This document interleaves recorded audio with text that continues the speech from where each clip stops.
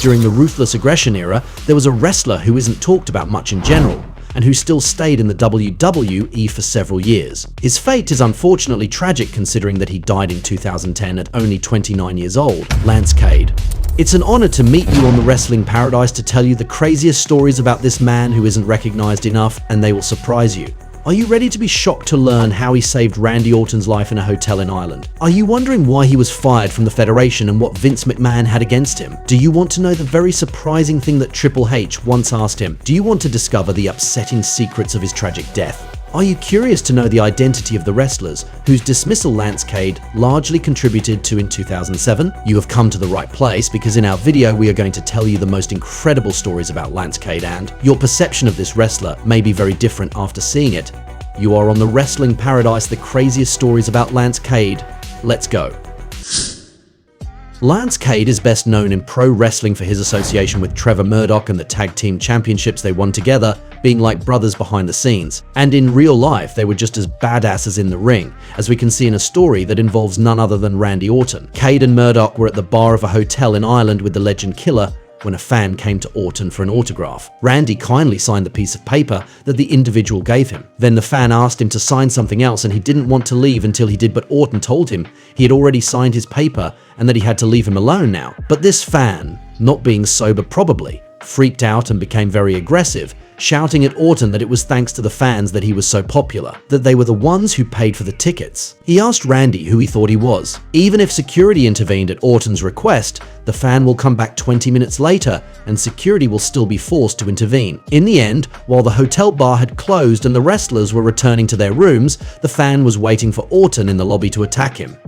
He came running from behind to hit him. Orton barely had time to shout Murdoch. The latter, who was still very drunk, turned around, saw the fan coming towards them and punched him, which knocked him out cold. Another guy came to fight and Murdoch beat him up too. What they didn't know was that the angry fan was actually at a wedding at that very moment, and that all the guests were in that hotel. All of a sudden, Trevor and Randy found themselves surrounded by 25 enraged Irish people. But at that moment, the hero Lance Cade arrived, who had understood that something unusual must be happening, and punched 4 men before taking Murdoch to the elevator while they were being chased and returning to their rooms safely. Subsequently, they will be arrested for this incident, being convinced that this story was going to lead to their dismissal from the Federation.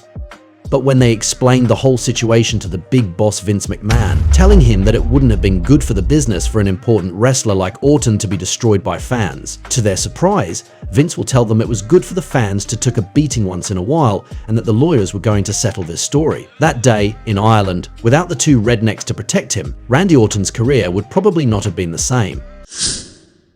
When Lance Cade started his on-screen partnership with Trevor Murdoch, there were vignettes on Raw, and we can say that the shooting of these vignettes wasn't easy. Hold on tight. First of all, once they were shot, they were presented to Vince McMahon, who hated them. At that moment, everything could have ended for them, but fortunately, Triple H, Shawn Michaels' best friend, who was Lance Cade's mentor, whom he trained at his school, offered to produce new vignettes. In the end, the new ones were going to please the boss and be broadcast at the end of August and beginning of September 2005. And as if that wasn't enough, on the set, Cade and Murdoch got into a fight with an important producer in the company whose identity they didn't want to reveal. Then he completely buried them in a production meeting in front of all the officials, which forced them to do some lobbying backstage not to be cast out. And the reason for these tensions with the producer is completely surreal. On the set of their vignettes, this producer was trying to convince them that John Cena, the champion at that time, and who became famous as the Doctor of Thugonomics, was really a guy from the streets, from the ghetto, and that his gimmick was therefore based on real life. But Cade and Murdoch didn't buy it and told him it was false. That Cena was not a thug but a common man from Massachusetts, and it is because the 2 men didn't stupidly believe what this producer was telling them that the latter became angry at him. This shows that in wrestling, even the most insignificant interactions with someone important can ruin your career. It should also be noted that one day in Mexico, Cade and Murdoch already spent the night drinking with John Cena at the bar of a hotel after the champ harassed them, in particular by putting on a luchador mask and wrestling against them in their rooms so that they accept. In his career, Lance Cade never really exploded on his own in the Stamford Federation and was fired twice, in 2008 and then in 2010. But for what reason? What was wrong? Yet he had the physique, the look, the in-ring, a good mentality. In fact, everything can more or less be explained by one man, Vince McMahon. For a whole period, for example, Cade and Murdoch were no longer used on television shows without them having any explanation. They asked the writers why they no longer wrote anything for them and didn't listen to the ideas they gave them. They were told it was because of Vince McMahon, whom they managed to see while he was eating in catering, coming back from Australia. They asked him directly why he rejected all their ideas and what he had against them. At that moment, Vince pulled down his glasses, looked at them, and first told Lance he hated his fake black hair. Then he looked at Trevor and told him he didn't like his pasty white skin. And as luck would have it, a few days later, when Lance went back to his natural color and when Trevor went tanning, they were back on television. On the other hand, what Vince McMahon liked even less was the day when, during the feud between Shawn Michaels and Chris Jericho, Lance Cade pinned the Heartbreak Kid, which is still something rare for someone like Shawn Michaels. In addition, Shawn was famous for choosing carefully the guys he put over. If he did it, it was because he considered the chosen one deserved it. But after the match, we can say that Lance made a fatal mistake. When he returned to the locker room, Cade immediately left the arena without thanking Shawn Michaels, while it was a tradition for a young wrestler to thank the veteran after the match in this kind of situations. Even more so if it is a veteran like Michaels who always helped him with the officials and who always did his best to help him. Lance didn't stay to shake his hand and say thank you. And that's something Michaels didn't appreciate at all. When it came to Vince McMahon's ears, it was said and done for Lance Cade, he would be fired a few days later. We can say that he never managed to fully convince the boss.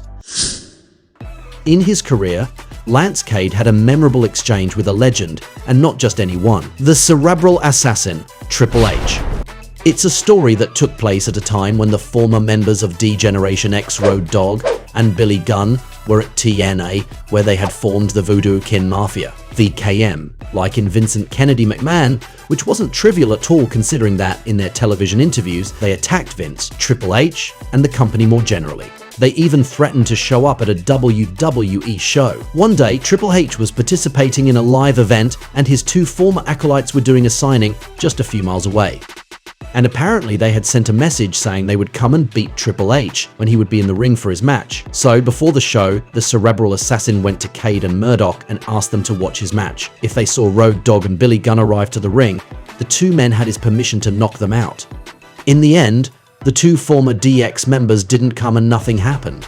But through this attitude Triple H showed Cade and Murdoch he trusted them, and that he saw them as real tough guys on whom he could rely. That was even more so since they had a reputation behind the scenes that, if someone had the misfortune to annoy one of the two men, the other was never far away and was ready to go to war for him. It is a story from which they clearly come out strong. During the summer of 2007, Lance Cade and Trevor Murdoch had several matches against the opponents they hated the most and with whom they never clicked. The Crime Time team with Shad Gaspard and JTG. Although they had the opportunity to face each other multiple times in the ring and that he had nothing against them as human beings, Lance Cade thought it didn't work with Crime Time and that it was their hardest period with Trevor Murdoch by far. He also had a hard time understanding them. While they were supposed to play thugs from the ghetto, the Crime Time guys were comedic characters. When Lance was mad at them, he blamed them for being the most fake guys in the locker room and said that if he had to go to a ghetto, he would rather have Trevor Murdoch with him than these clowns. According to him, they weren't involved enough and didn't like wrestling as much as Trevor and him. On September 1st, 2007, the two teams faced each other in a non-televised match, and for several weeks they weren't getting along. But that day, when Gaspard told Murdoch that whatever happens in the ring happens, Trevor and Lance decided to prank their rivals. With the referee, they secretly agreed on a finish that Crime Time was unaware of.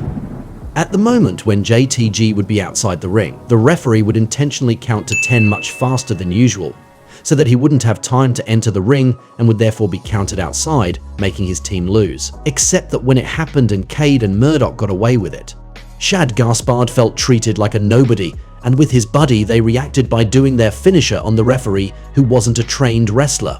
Then they stole his belt to auction it in the crowd, which was their gimmick. This incident will anger the officials and they will be fired before coming back later. And so Lance Cade and Trevor Murdoch were heavily involved in this dismissal. In the fall of 2008, Lance Cade was involved in an incident that had a major influence on the Federation's decision to fire him. When it was time to take a plane, as he often did while working there, Lance did what he used to do for flights of several hours. He took some painkillers, fastened his seatbelt, put on his sunglasses and slept for the entire flight. But that day, when he did that as usual, which relieved his pain in the shoulder area where he had been injured for several months, his foot was in the aisle inside the plane. While trying to put his foot back where it was supposed to be, a flight attendant noticed that she couldn't wake him up and that he had drool pouring from his mouth, which led to panic.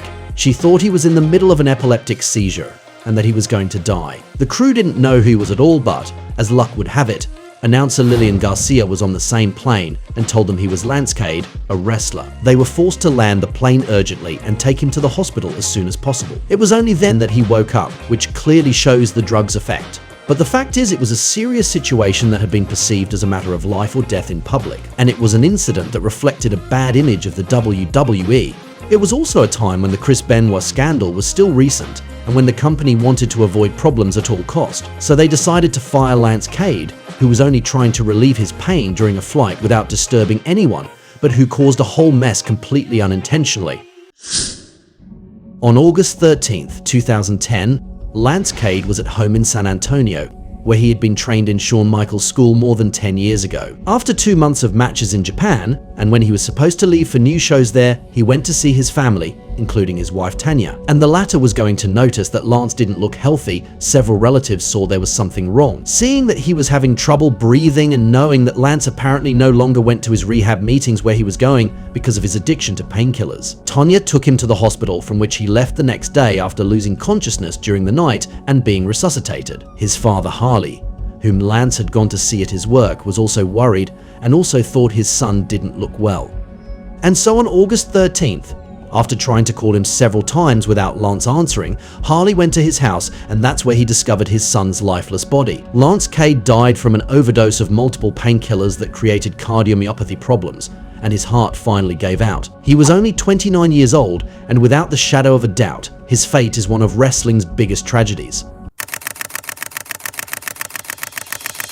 And that was it for these craziest stories about Lance Cade. We could realize how Lance was a badass in the ring, but also behind the scenes. However, he didn't manage to get all the officials behind him to have a better career. We will especially remember his beautiful friendship with Murdoch, with whom he had his biggest successes in sports entertainment. And this enables me to offer you a debate. Do you think we can consider that team titles, especially if you won them against the Hardy brothers, just like Cade and Murdoch, have as much value as the United States or Intercontinental titles? Come and give your point of view. It will be exciting to exchange our opinions in the comments. We can say that Lance Cade was a special wrestler. I hope you had a good time watching this video, and I invite you to stay on the Paradise of Wrestling to look at some other ones. See you right away. And that's the bottom line, 'cause Stone Cold said so. What?